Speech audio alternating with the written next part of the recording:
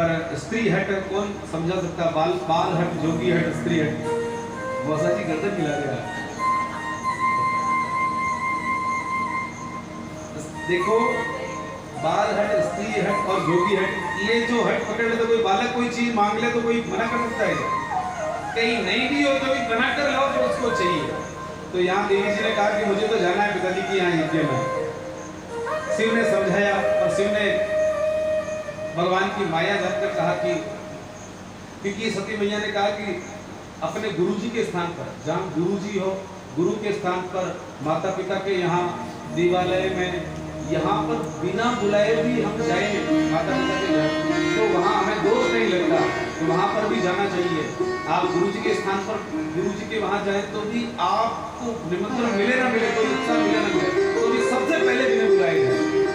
सती ने कहा कि माँ पिता के घर तो जाना मेरा कर्तव्य है, वो भूल गए पर मैं तो उनकी बेटी हूँ। भगवान शिव ने कहा कि मैं क्यों सती जी को दुखी करूँ। और एक लीला ये भी समझाऊँ मैं आपको, क्योंकि ये सती जी, क्योंकि शिव ने भगवान सती मैया का त्याग कर दिया, तो वो त्याग का कारण भी एक लीला है कि माँ सती का वहां जाना जरूरी है। माँ सती यज्ञ में आई और यज्ञ में अपनी माँ से मिली।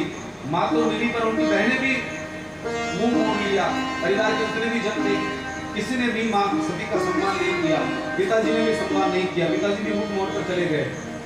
बंधुओं माताओं, माँ सती यज्ञ मंडप में आई। यज्ञ मंडप में आकर देखा तो वहाँ मेरे भगवान महादेव का स्थान नहीं था। माँ सती ने कहा कि अरे देवताओं, जिन महादेव के सुमिरन मात्र से यज्ञ संपन्न हो जाता है, आप यहाँ कैसे आए कि भगवान महादेव का स्थान नहीं है? माँ सती के मन में बहुत ही ज्यादा पीड़ा हुई और उस पीड़ा के कारण माँ सती ने अपना जो देह था वो उसी कुंड में भस्म कर दिया और भगवान शिव के श्री चरणों में भगवान अपने शरीर को निवेदित किया। इधर जैसे ही माँ सती ने यज्ञ कुंड में अपने आप को भस्म किया, इधर नारद जी महाराज को जाकर भगवान शिव को बताया। शिव जी ने अपने जटा उठाकर नीचे डाली तो उनमें से वीरभद्र प्रकट हुआ और वीरभद्र भगवान का शिव आज्ञा मांगी, भगवान क्या करें? भगवान ने आज्ञा दी कि जो यज्ञ है वो विध्वंस कर दो। भगवान वीरभद्र और भगवान शिव के गण वहां आए। वहां जितने भी यज्ञ में आए पधारे सभी ऋषि मुनि थे, क्योंकि शिव की जहाँ निंदा होती है, शिव की भक्ति जहाँ नहीं है, वहाँ कोई भी क्यों ना हो वहाँ वो दोषी होता है। भगवान शिव के गण ने यज्ञ विध्वंस कर दिया और जो दक्ष था, दक्ष का भी जो मुख था वो वीरभद्र ने गर्दन को यज्ञ मंडप में पूर्णाहुति कर दी। और क्योंकि मैंने कहा था ना कि जो मैं करने वाला होता है ना अभिमानी, उसका मुख माने आप ये मानिए कि उसका अभिमान हमेशा कटता है, उसका अभिमान हमेशा मिटेगा। और इधर सब देवताओं ने प्रार्थना की ब्रह्मा जी महाराज ने कि भगवान ये तो यज्ञ का यजमान है, तो यज्ञ का यजमान जब तक पूर्ण नहीं होगा तो यज्ञ संपन्न कैसे होगा? भगवान शिव वहां आए और भगवान शिव ने माँ सती का जो शव था वो लेकर चारों तरफ यहाँ घूमे, तो जहाँ जहाँ सती जी के जो खंड गिरे वहाँ 52 शक्तिपीठ स्थापित हो गए। आज हम जहाँ पर भी दर्शन करते हैं तो यहाँ पृथ्वी पर 52 शक्तिपीठ है माँ भगवती के। वहाँ शिव पधारे, सब देवताओं ने भगवान से प्रार्थना की तो भगवान शिव ने आशीर्वाद प्रदान किया और दक्ष को पुनः बकरे का मुंह लगाया। दक्ष को कहा कि तू हमेशा मैमे करने वाला है, तो ये मैमे बकरा करता है, तो बकरे का पुनः सिर स्थापित किया और जैसे ही बकरे का मुख स्थापित किया तो वो कर यज्ञ को पूरा किया। और भगवान अभी हम जो भगवान के मंदिर में जाकर बम बम बम बम बोलते हैं, ये सबसे पहले दक्ष ने ही बोला। और बम बम बोलने क्यों बोलते हैं वहां पर? क्योंकि जैसे ही बम बम बोलते हैं तो भगवान महादेव प्रसन्न होते हैं कि ससुर जी के भक्त आ गए, इसलिए भगवान शिव के मंदिर में बम बम बोला जाता है। और भगवान महादेव ने सबको माफ किया और वो यज्ञ भगवान महादेव ने संपन्न करवाया, क्योंकि यज्ञ जब तक संपन्न नहीं होता, जब तक ब्रह्मांड विनाश हो जाता है, कोई भी यज्ञ बिना सविधि सहित संपन्न ना हो। और आगे बहुत ही सुंदर कथा आती है कि जो सती मैया ने अपना देह त्यागा था, सती मैया ने अपना देह जो त्यागा था, वो ही सती मैया अगले जन्म में राजा हिमाचल के यहाँ कन्या रूप में उनका जन्म होता है।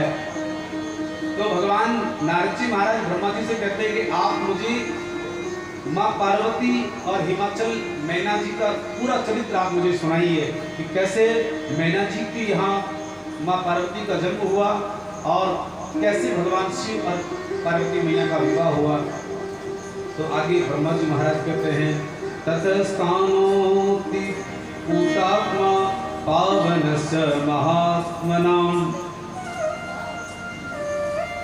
ब्रह्मा जी कहते हैं नारद, उत्तर दिशा में पर्वतों के राजा हिमालय हैं, उनका मैना के साथ में विवाह हुआ। मैना कौन है?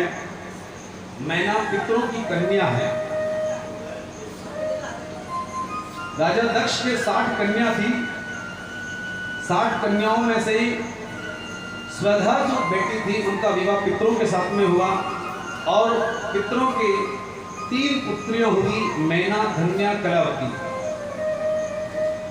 तीनों का विवाह इनको, क्योंकि इनका ये जो तीनों बेटियां थी पितरों की, इनको संकादिक ऋषियों ने श्राप दिया था। संकादिक ऋषियों ने श्राप दिया कि तुम मृत्यु लोक में जाकर तुम्हें एक साधारण पुरुष से विवाह करना पड़ेगा। एक बार ये भगवान विष्णु के दर्शन करने के लिए गई और विष्णु के वहां दर्शन करने के लिए जैसे ही गई तो वहां देखा तो सब देवताओं ने, वहां संकादिक ऋषि थे 4 भाई, वो वहां सबने तो प्रणाम किया, पर इन्होंने प्रणाम नहीं किया। तो जैसे ही प्रणाम नहीं किया तो संकादिक ने सोचा कि यदि इन्होंने आज ऋषियों का प्रणाम नहीं किया, सबको को प्रणाम नहीं किया, कल इनको देखकर कोई दूसरा प्रणाम नहीं करेगा तो वो बहुत गलत होगा। इसीलिए उन्होंने श्राप दिया कि आपको मृत्यु लोक में जाकर एक साधारण पुरुष की पत्नियां बनना पड़ेगा, तीनों बहनों को। इसीलिए उन्हीं के श्राप के कारण ये यहाँ आई और उन्होंने भगवान संकादिक ऋषियों से प्रार्थना की कि आप हमें आशीर्वाद प्रदान कीजिए, क्योंकि हमने ये जानबूझकर नहीं किया। तो उन्होंने आशीर्वाद दिया कि आपको मृत्यु लोक में तो जाना पड़ेगा, पर आपका जो विवाह होगा वो कोई साधारण पुरुष नहीं होंगे।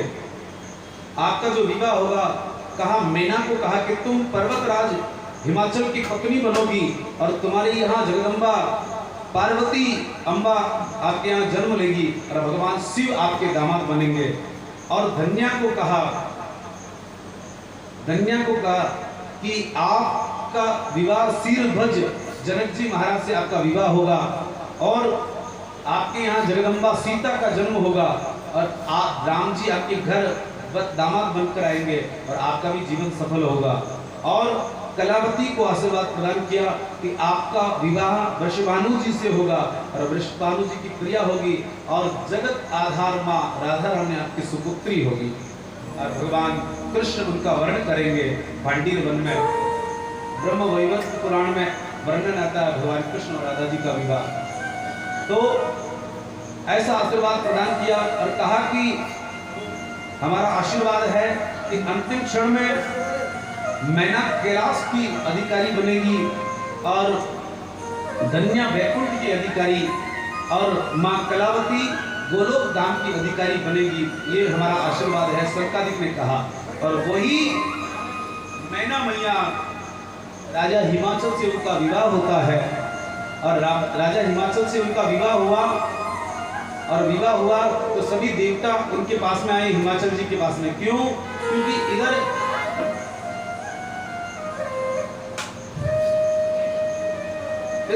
माँ भगवती का जन्म कैसे होगा, माँ भगवती का जन्म कैसे होगा। तो माँ भगवती के जन्म के लिए सभी राजा हिमाचल के वहां आए और हिमाचल को सभी देवता आकर कहा कि आप बड़ा ही दिव्य तप करो और माँ भगवती की आराधना करो, क्योंकि मैना और हिमाचल जी आपके घर में माँ भगवती का जन्म होगा। तो सभी देवताओं के कहने पर माँ मैना और हिमाचल जी भगवती की आराधना करते हैं। मत्सुता जातकं ब्रूहि गुणदोष समुद्भवम् कस्य प्रिया भाग्यवती भविष्यति सुता मम। और सभी देवताओं ने प्रार्थना की और माँ भगवती बधाई भगवती महामाया जगद्धात्री चंडिका लोकधारिणी प्रणमामि महादेवीं सर्वकामदायिनीं। भगवती ने प्रसन्न हुई और प्रसन्न होकर मैना मैया को कहा कि हे मैना, आप मुझसे वर मांगो। मैना मैया और हिमाचल जी ने कहा कि हे मैया, आप ही हमारे घर पुत्री रूप में जन्म ले, ऐसा वर प्रदान करें। और मैना मैया ने कहा कि आप के आशीर्वाद से मेरे यहाँ 100 पुत्रों का जन्म हो और आप मेरी पुत्री बनकर आए। माँ भगवती ने आशीर्वाद प्रदान किया। और बंधुओं माताओं, जब धीरे धीरे माँ ने जैसे ही आशीर्वाद प्रदान किया तो उसी समय माँ के द्वारा एक दिव्य ज्योति निकली और वही दिव्य ज्योति भगवान हिमाचल के यहाँ हिमाचल में प्रवेश हुई। और हिमाचल के द्वारा, हिमाचल के नेत्र मार्ग से माँ मैना के कान के द्वारा उनके गर्भ में माँ भगवती स्थापित हो गई। और अब चारों ओर, क्योंकि जहाँ भगवती पधार जाती है तो वहाँ क्या नहीं होगा। देखिए, सबसे बड़ा प्रमाण क्या है, मेरे महादेव यहाँ पधारे हैं। मैंने मैया से कहा यहाँ जैसे आए तो मैंने कहा माता जी इतनी गर्मी है, यहाँ का वातावरण इतनी भयंकर गर्मी और उमस है, पर महादेव की इच्छा थी इतनी गर्मी क्या है। यहाँ आने के बाद मैं आपको बताऊँ इतनी गर्मी लगी क्या। कल तो ऐसी स्थिति थी कि वो एसी को भी बंद करनी पड़ी, बल्कि ठंड लगी भयंकर। तो जहाँ मेरे भगवान पधारते हैं तो वहाँ अपनी व्यवस्था खुद लेकर चलते हैं। मेरी माँ गर्भ में आई है भगवती, और सब देवता गर्भ की स्तुति करते हैं भगवती की। आप भी हाथ जोड़कर माँ भगवती की स्तुति करें। ये गर्भ स्तुति जो है, कोई भी पतिव्रता स्त्री, उनके गर्भ में कोई पुत्र हो, संतान हो, पुत्र पुत्री कोई भी संतान गर्भ में हो, उस समय यदि वो दुखी होती है, वो परेशान होती है, तो ये गर्भ स्तुति से उनको बिना किसी पीड़ा से संतान का जन्म होता है, ऐसा भाव है। दुर्गे जय जय प्राज्ञ जगदम्ब महेश्वरी सत्यव्रते सत्यपरे सत्ये सत्यरूपिणी सत्यस्ति सत्य सुप्रीति सत्ययोनि च सत्यता सत्यव्रती सत्यनेत्रे प्रपन्ना शरणं चते। बंधुओं माताओं, माँ भगवती धीरे धीरे समय बीता और अब धीरे धीरे जितनी भी चारों तरफ का वातावरण था, सुगंधित हवाएं चलने लगी, शीतल हवाएं चलने लगी, और चारों तरफ का जो पर्यावरण था इतना सुगंधित, चारों तरफ वृक्ष के पुष्प खिलने लगे, फल लगने लगे, और चारों तरफ जो नदियां थी वो बहने लगी। और जितने भी जो हिमाचल वासी थे सब इतना उत्साह है मानो माँ साक्षात भगवती हमारे यहाँ आए पधारेगी। और माँ भगवती ने मैना और हिमाचल की प्रार्थना सुनकर आज माँ भगवती हिमाचल जी के यहाँ पुत्री रूप में अपना अवतरित लेती है, अपना जन्म स्वीकार करती है और माँ मैना के यहाँ पधारती है। बोली भगवती अंबिका मैया की जय।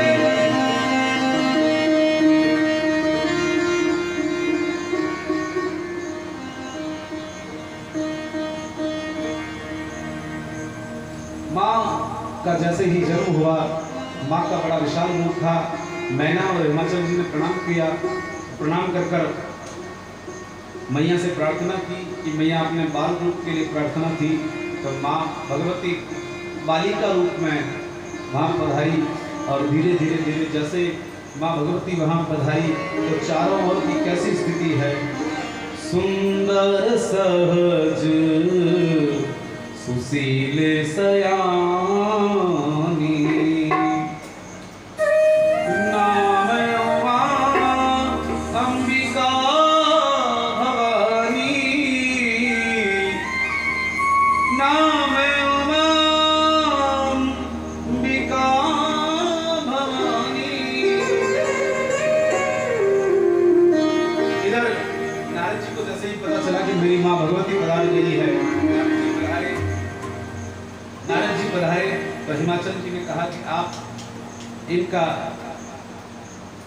इन पर आशीर्वाद प्रदान कीजिए और इनके हस्तरेखा और इनका नामकरण कीजिए।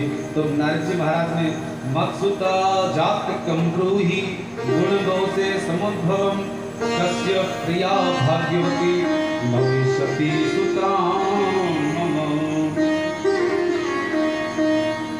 और नारद जी महाराज ने कहा कि हे हिमाचल जी, मैना मैया, आपकी यहाँ जो कन्या पधारी ये सुंदर सुशील और बड़ी ही सयानी होगी, इसका नाम अंबिका, उमा, भवानी, अनेक माँ इनके नाम होंगे। और ये कोई साधारण पुत्री नहीं, ये साक्षात जगत माता भगवती आपकी यहाँ पधारी है। कुछ लाइन, समय का थोड़ा अभाव है पर फिर भी मैया का जन्म हुआ है तो कुछ 2 लाइन माँ भगवती के जन्म के। मैया जन्म सुने आई, ओ मैना मैया दे दो बधाई। मैया जन्म सुने आई, मैया दे दो बधाई। ओ मैया जन्म सुने आई, ओ मैना मैया दे दो मैया जन्म सुने आई, ओ मैना मैया दे दो बधाई। ओ दे दो बधाई मैया, दे दो बधाई, दे दो बधाई मैया, दे दो बधाई।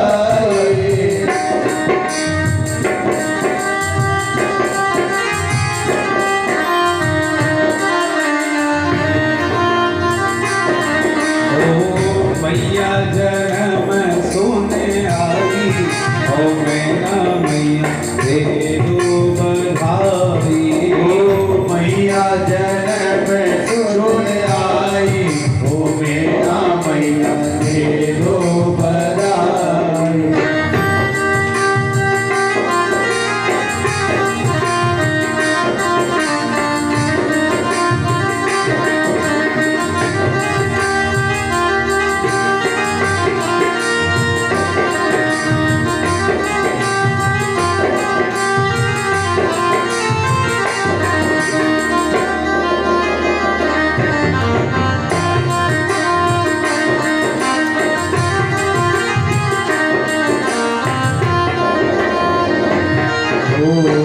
साड़ी भी लूंगी मैया, लहंगा भी लूंगी।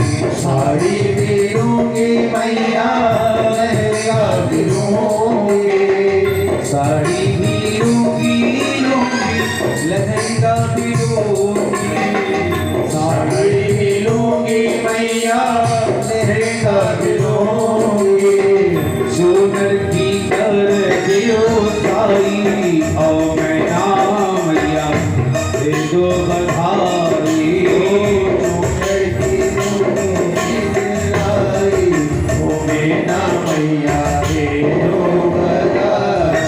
ओ सोनर की कर दियो साई, ओ मैना मैया दे दो बधाई।